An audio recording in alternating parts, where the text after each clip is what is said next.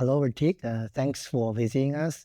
Today's interview will primarily focus on the long-term trends and the fundamental at the intersections of AI and cryptos. So it's totally forward-looking and idea-driven. My first question is regarding the on-chain OS. If blockchain is an on-chain operating system, what essential primitives must it provide for the agent era, especially what is missing from Ethereum today? So I see Ethereum providing like two big functionalities for applications, right? One of them is the public billboard. It's a place where anyone can post data on chain, and then applications can interpret that data in many different ways. And then the other is the on-chain computation.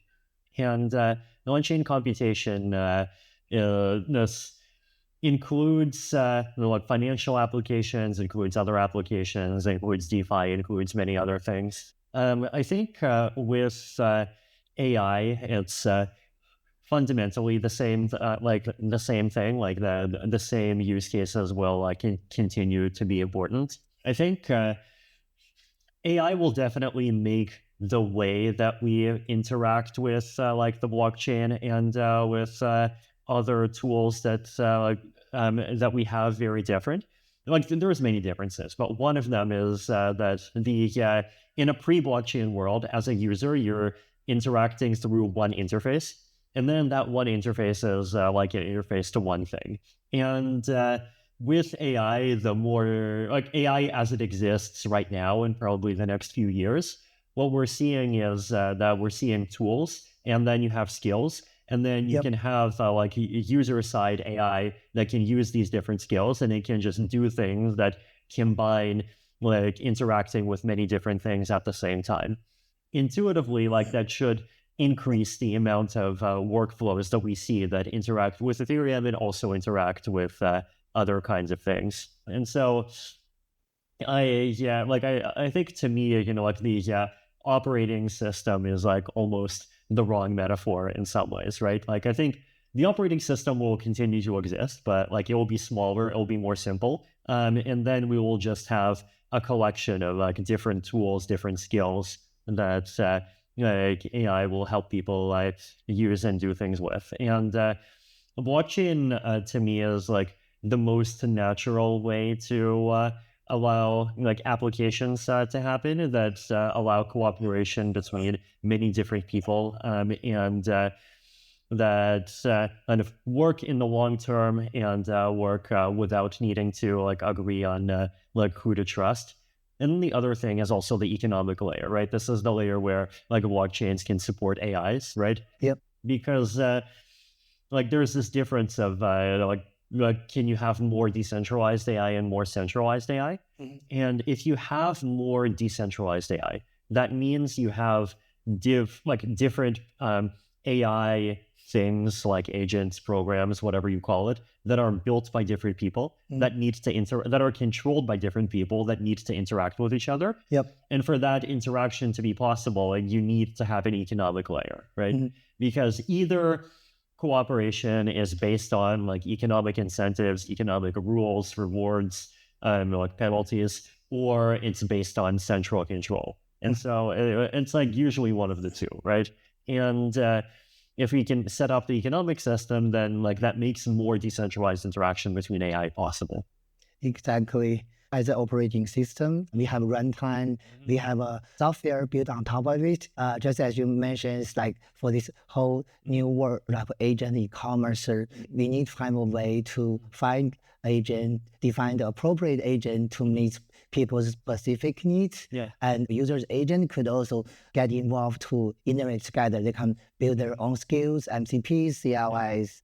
And my next question is regarding users. As you know, when agents can autonomously transact, hold assets, or even vote for DAOs, how should we redefine the users? Especially from the Ethereum governance perspective, how do you think to redesign for the non-human participants? I mean, I personally, like, I still think of people as being the users. Mm-hmm. I think of AI as like being the replacement for UI. Like it's the new the new way through which like people can interact with the chain. And so like if you think about, like, for example, if you use the internet to like learn about something, right? Yep. And then if before AI, you might search for it on Google, you would access the page on Wikipedia. Yep. If it's technical, like maybe search Stack Overflow. But then with AI, it's like a very different workflow, right? Like you ask the question to, the bot, and then the bot does things and it answers. And like I think, we're going to see similar kinds of changes, right? And this does like mean big changes in terms of what properties we want the blockchain to have. So like, for example, one of them is latency, right? Like, when a human is interacting directly, like often low latency is very important, right? Yep. And I think with agents, like there are some situations where low latency is good and like actually you want even lower latency. Like if an AI can think 1,000 times faster than a human, then like there's benefits in pushing it down to 1 millisecond, but also other situations where latency actually does not matter. And like, because if you think about, like, for example, when you ask Claude, like something more, or or GPT or DeepSeek or anything, like a complicated question, what it does is it thinks, it makes internet searches, it gets responses. Like basically you ask the question, then you go get a cup of coffee and then you come back. Yep. And so it's like actually okay if the latency is 1 minute. And so like we're going to see both, right? Yep. So like this is a big change in, like how we need to think about like even the chain.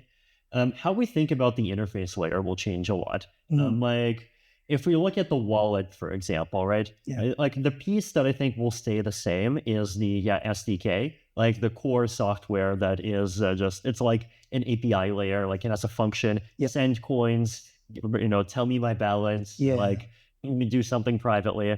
But then everything around it, like maybe, like you don't need a wallet, right? Like you just need, you talk to the SDK, right? And so what we're going to have is we're going to have these like different packages of software that's like people work hard on them, make sure they're secure, make sure they're formally verified, and you have like a skill file, and then they're designed so that no matter how you use them, like you have a strong assurance that it's secure, and then like AI works around that, right? Yeah. So I think at the layer kind of in between the chain and like the user, we're going to see very large changes. Regarding about these scenarios, imagine an actor behind a real transaction to be a human being or AI agent, a hybrid of both. How should we rethink the on-chain identity in this scenario? I think it's always good to try to like decompose identity as much as possible and understand like what are the claims about yourself that you actually need to prove to do one particular interaction. Like I think for most interactions, it actually does not make sense to fully reveal who you are. I think in most cases, it makes sense to reveal like some things about who you are. And like you can make zero knowledge proofs about your reputation. You can make zero knowledge proofs about like the source of your funds. You can make zero knowledge proofs about all kinds of things, right? I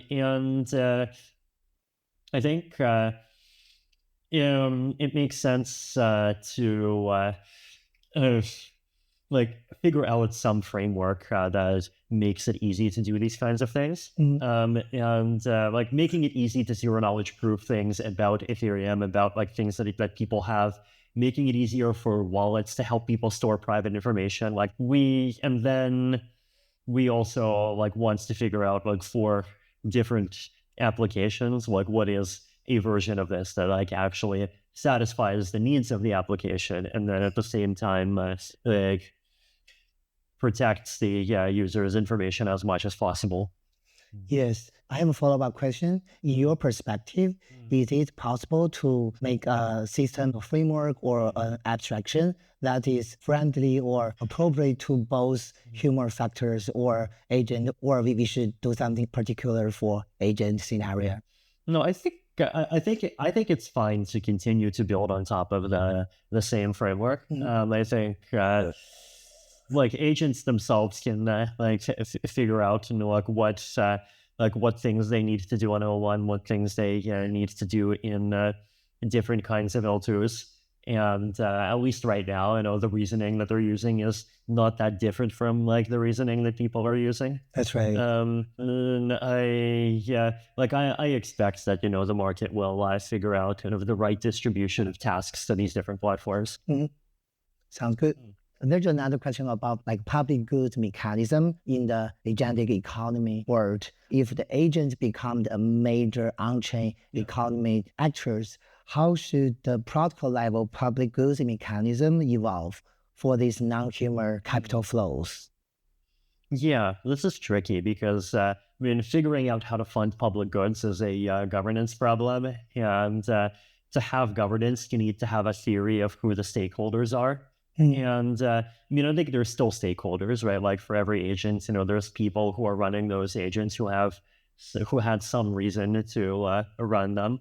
I think like AI and ZK both open up many more possibilities for how that kind of governance can run. And then at the same time, I think, AI does break a lot of the previous mechanisms because basically a lot of things that used to require a high amount of effort to break, you can break them automatically. Yeah, exactly. And that's something that we will just have to keep figuring out, keep iterating over time. Yeah, sounds like it's going to be a lot of change, especially when agent interact with agent, right? The latencies matters. It's not like agent interact with people need time to think. Yeah. Agent super fast. So on top of latency, I also have a question in terms of cost. High frequency on-chain agent transactions require low cost for settlement. So how do you see the L2 in AI and crypto scenarios? Yeah, I think, L2s are important, but I think we need to be more imaginative in how we build L2s. I think the thing that we have been doing for too long is basically saying, let's take the EVM, let's make a copy of the EVM, make it 1,000 times bigger, make it more centralized, and then publish hashes onto Ethereum, and then we're done, right?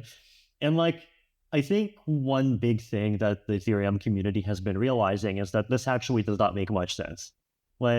The thing that makes sense for L2s, I think, is start from the point of view of an application and then ask basically, what are the pieces that the application needs that the L1 does not provide? And then try to provide those pieces, right? To me, in an ideal world, applications would have some pieces on L1, some pieces on L2, right?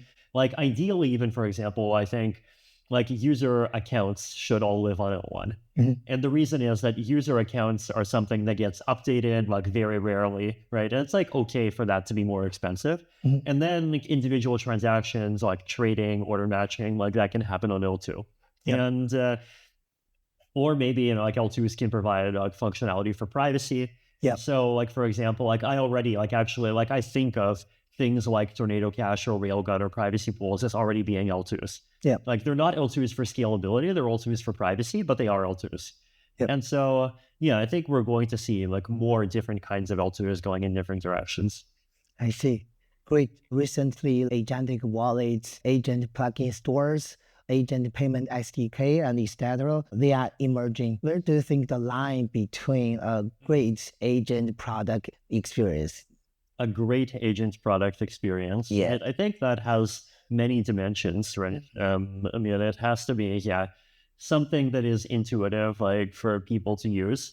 It has to be something that I think works well as part of a bigger ecosystem. It doesn't try to take over a user's entire life. I think taking privacy and security very seriously, right? By default, I think even the open source AI world is very bad at this, right? We see, OpenClaw, it's very cool that people do a lot of things, but then also extremely easy for people to just lose all of their data and get hacked in all kinds of ways, right?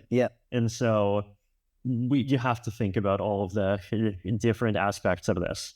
I think, the things the game definitely changes. One thing that I'm excited about with AI is that I think we actually can have AI that's like intentionally aligned with the interests of the user. Like I think we need companies and like teams to build AIs that are not attached to, like any company or like any application, and just people that try to make things that like serve the user as well as possible. And, the more intelligence there is sort of representing and helping the user, I think is like that can really help make sure that, like people are treated fairly and like we don't see as many attacks, like we don't see, applications exploiting users. And then at the same time, like we'll be, you want applications that are able to interact with kind of the setup that a user already has, which might be customized in different ways. And to be able to interact with like other things that a user wants to use and to be secure. And like if you have all of those things, then I think that's like ideal. Yeah, do you know some of the great wallet app like OKX Wallet, like Coinbase? We are already building the agentic wallet. We also launched the on-chain OS, where it's going to go to build a great agent product experience. Yeah. I think, AI, we've been interacting with it in two ways, right? One is also using AI to start building Ethereum, right? So the lean Ethereum team is starting to use AI to do formal verification more and more. And we think it'll be both possible to achieve like much higher levels of security than before, but also it will be basically mandatory to do that. Basically, if you have any bugs, then super powerful AI will discover bugs and break the network. And that's something we have to be really on top of. And also, we've been starting to also do agentic AI wallets inside of the Kohaku team, and trying to figure out how to combine that with making sure it's privacy preserving, making sure it's secure, making sure it supports all of the different security properties that we care about. Making sure it's friendly to local AI. Because if your agentic experience is always dependent on calling into some third-party server, then you don't have decentralization, you don't have privacy. Right? That's right. And so, but then, and then also at the same time, AI is kind of vulnerable to attacks, and you want to put limits on how much AI can do, and doing that well is definitely the wallet's responsibility. One other thing I would think about is that I think it's probably not healthy to think about interacting with Ethereum as being a separate universe from interacting with everything else on the internet. I think what we want to move toward is operating system that where local AI helps a user do anything. And then Ethereum is one of those pieces, but then you also have ways to, securely and privately search other things on the internet, interact with other kinds of protocol, have local files, learn information, and think about this in a very full stack way. On top of the product experience, from the standard perspective, what do you see for the future native agent standard at the product level? I think for payments, probably the next step is ZK payments. So we've been working with something called the ZK API, published a few different things. And the goal is basically that if you make any kind of API request, which can include an LLM, it can include internet search, it can include RPC, anything, then basically that request, every individual request is private, and it's not linked to any other request. And that's actually important because especially with AI, having pseudonyms, having anonymous identities, if they're persistent identities, then you lose all your privacy. You lose enough information, right? And so what we need is to separate each request from each other request. And that's harder to do. And we figured out like how to do it, ZK without requiring an on-chain transaction for each request, because obviously that would be too expensive. Yeah. And time consuming. Exactly. Well, I think the time consuming is fine, right? Because like you just put it all into a program and the program does it. Right? But yeah, definitely too expensive and high latency. So that's something we're working on, I think. And then also there's ways of like combining that with security deposits, and then you can basically protect against kind of abuse both on the user side and on the application side without actually breaking anyone's privacy. Yeah, so we're doing a lot of interesting work in that direction. That sounds very interesting. Yeah. We have been collaborating and innovating Taobao for 4337 and 7579, 7702. We also recently closely follow your newly proposed 8141. We hope to work together on the future fundamental in the agent area. Yes, so too. Thanks for the interview and thanks for your time. It's a gift for you on behalf of OKX Wallet. Thank you.